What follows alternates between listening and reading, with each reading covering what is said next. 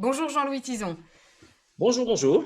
Alors vous venez de terminer de présenter une étude qui montre que la calotte glaciaire avait déjà disparu il y a 1 million d'années. Et ça, vous avez pu le découvrir en comparant des échantillons qui ont été prélevés au Groenland, que vous avez prélevés avec vos équipes en 2016, et vous les avez comparés avec des échantillons qui datent de 1960. Alors comment ça se fait? D'où ils viennent ces échantillons de 1960 et est-ce qu'ils avaient déjà été étudiés en fait? Alors c'est une histoire vraiment rocambolesque en ce sens que, en fait, ce sont des échantillons de sédiments qui proviennent d'un carottage, le premier qui ait jamais été réalisé d'ailleurs au Groenland, hein, parce qu'on parle du Groenland en parlant de la calotte glaciaire, et dans les années 60 par les Américains, dans un objectif d'ailleurs pas très avoué de défense militaire contre les soviétiques au cours de la guerre froide. Et donc, ils ont camouflé, si vous voulez, leurs travaux militaires dans cette base de Thulé par un projet scientifique de carottage de la glace de la calotte groenlandaise pour étudier le climat du passé à partir de cette glace. Et donc, ce carottage a été fait en 1960 et on a déjà étudié déjà depuis très longtemps cette glace pour essayer de reconstituer les climats du passé. On est remonté à peu près de 120 000 ans en arrière. Et donc, Donc ces après ça, sédiments, enfin ces ces échantillons glaces, avaient déjà oui, été étudiés à l'époque. voilà, exactement. Mais l'intérêt de ce carottage, c'est que c'est un des seuls, il n'y en a que deux à présent au Groenland, où l'effort a été fait de continuer plus bas que la glace, c'est-à-dire qu'on a été, avec du matériel spécifique, creusé dans la roche et dans les sédiments qui se trouvent en dessous de la glace.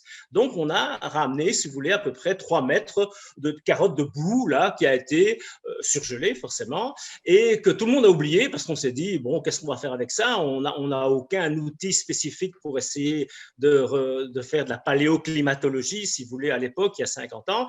Et donc, on les a oubliés. Ils sont restés sur une armoire dans un surgélateur aux États-Unis, puis ils ont été déménagés à un autre endroit aux États-Unis, puis on les a envoyés aux copains danois avec qui le carottage avait été réalisé, qui les ont eux aussi oubliés sur des étagères. Et c'est en déménageant il y a 2 ans que les Danois ont retrouvé dans ces espèces de boîtes à biscuits ces 3 mètres de sédiments sous-glaciaires qui n'avaient jamais été étudiés jusqu'ici. Alors Et donc vous, évidemment, vous en avez eu connaissance quoi, quasiment par hasard, alors que ah vous oui, veniez oui, oui, vous-même d'aller oui. carotter au Groenland vous aussi.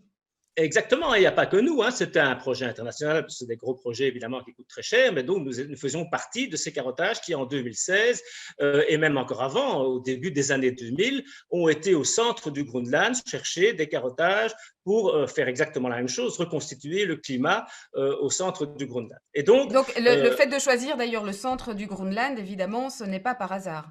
non, c'est là que la glace est la plus épaisse, c'est là qu'on est censé remonter le plus loin dans le temps, hein, puisque les couches de glace s'accumulent avec le temps.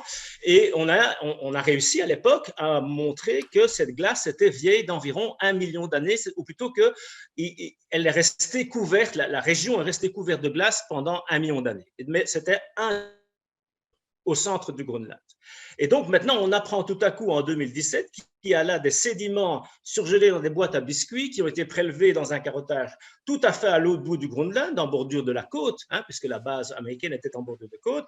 Et là, on n'a encore rien fait sur ces mesures et on a maintenant des méthodes qui nous permettent de dater pendant combien de temps ces sédiments ont été recouverts par la glace. On a d'ailleurs retrouvé dans ces sédiments, et ça c'est quelque chose dont on parle moins, mais qui est formidable, on a retrouvé des restes de racines, des restes de feuilles, des restes de végétation parfaitement conservés qui montrent qu'il y avait là de la toundra et de la taïga avant que la glace n'envahisse la région. Donc voilà, et donc on s'est réintéressé grâce à cela tout récemment, donc l'année passée, avec nos collègues américains et nos collègues européens, à essayer de tirer la même information en bordure du Groenland. Depuis Mais combien de temps le Groenland est-il occupé par de la glace en bordure du Groenland? et qu'est-ce que ça vous a permis alors du coup de comparer ces 2 échantillons? Parce que c'est ça qui est déterminant dans cette étude. Qu'est-ce que ça vous a Évidemment. permis de découvrir? Eh bien, ça a permis de montrer qu'il y a 1 million d'années, les deux endroits, à la fois le centre du Groenland et la côte, étaient dénués de glace, puisqu'on sait qu'ils ont été recouverts pendant maximum 1 million d'années. Donc, ça veut dire qu'avant ce million d'années, ils étaient à l'air libre, tous les deux, en même temps. Autrement dit, il n'y avait plus de calotte glaciaire à la surface de l'île groenlandaise il y a 1 million d'années, au moins. Il y a peut-être eu des petits épisodes de déglaciation marginale depuis lors, mais en tout cas, la calotte a disparu complètement il y a 1 million d'années, à une époque où on sait par les sédiments océaniques que les températures de l'air global de la Terre était seulement de l'ordre de 3 degrés, je dirais 3 à 3 degrés et demi plus élevé qu'avant la période industrielle. Ouais, et donc Donc, du coup, qu'est-ce que ça vous permet de tirer comme conclusion par rapport à la situation actuelle? donc ça veut dire que ça suggère que si nous dépassons un certain seuil de température, je vous ai cité 3 degrés ici, je prendrai un peu mes précautions à la fin de notre interview, mais donc ça voudrait dire que si nous dépassons de 3 degrés la température pré-industrielle, nous entrons dans une phase où il est possible que l'ensemble du Groenland disparaissent, avec pour résultat une montée du niveau marin de 6 à 7 mètres dans le temps de sa disparition. Maintenant, je ne sais pas vous dire pendant combien de temps ça va prendre, je ne sais pas vous dire. C'est pas parce que demain, il fera 3 degrés de plus qu'en pré-industriel que le lendemain, tout le Groenland aura disparu. Ça peut prendre 1000 ans, ça peut prendre 10 000 ans, peu importe, mais ça n'empêche que nous avons là un repère chronologique maintenant, à la fois au centre du Groenland et en bordure, qui nous dit le Groenland a disparu il y a 1 million d'années avec des températures de l'ordre de 3 degrés supérieures au pré-industriel. Alors, il nous reste 30 secondes. Est-ce que vous Oui. dites, du coup, aujourd'hui, il y a urgence à agir sur la question climatique? Ben oui, je pense que c'est un argument qui vient au moulin de tous les arguments qui ont déjà été exposés par les scientifiques. Ce que je voudrais juste dire, évidemment, c'est que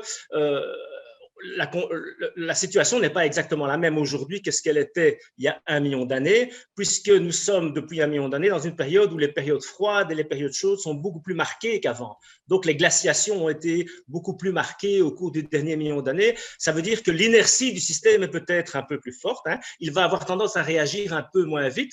Donc, c'est un signal d'espoir, parce que ça veut nous dire que 3 degrés, c'est probablement un chiffre minimal. Ce sera peut-être 4, ce sera peut-être 4,5, mais ça veut dire que ça nous laisse le temps, si nous réagissons maintenant, d'éviter une potentielle augmentation du niveau marin de 6 à Mais 7. donc, il faut agir maintenant. Il faut Voilà, agir maintenant, on ne peut exactement. plus C'est ce attendre. que je C'est ça dirais. que vous Et dites, je hein. crois que les gens sont disposés à le faire. Je veux simplement avoir une nuance d'optimisme et dire que c'est réalisable si on agit maintenant. Merci Jean-Louis Tison. Donc, je rappelle que Okay. vous êtes glaciologue et professeur à l'ULB. Merci beaucoup.